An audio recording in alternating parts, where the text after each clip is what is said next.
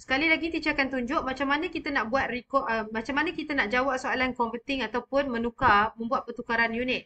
Okey, untuk buat pertukaran unit, kalau kamu ada 70 cm per saat, first thing first, kamu kena tukar bentuk ini kepada 70 cm per saat. Macam ni. Waalaikumsalam warahmatullahi. Okey, nampak?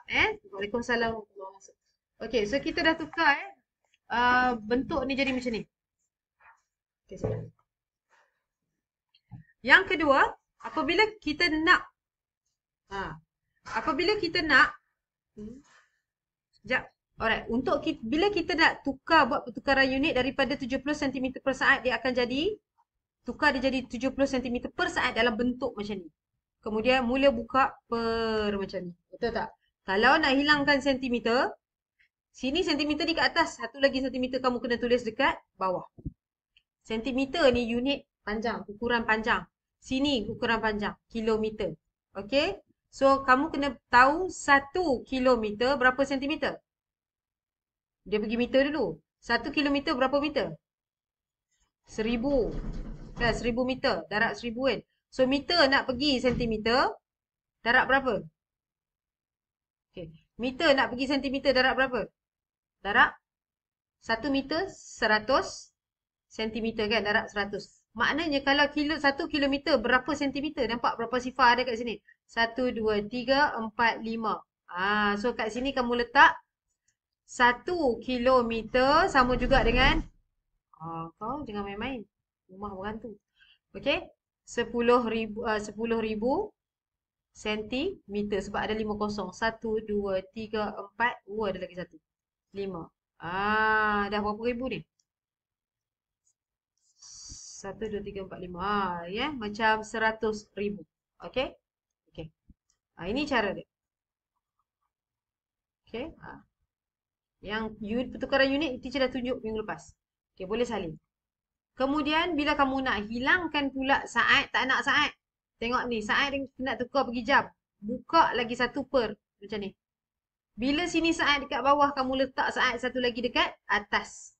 Sekarang ni ada jam. 1 jam berapa saat? Minggu lepas kita dah buat 3,600 saat. Okey. Macam inilah cara kamu nak buat pertukaran unit. Okey. Lepas itu, kamu buat apa? Potong-potong.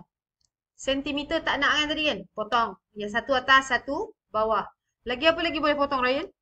Apa lagi yang kita tak nak ada kat sini?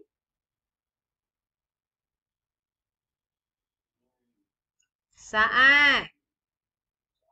Saat. Potong satu atas, satu bawah. Nampak Satu atas, satu bawah. Saat ni. Okey, nampak tak? Nampak Nanti dia cuba naik TV besar. Senang.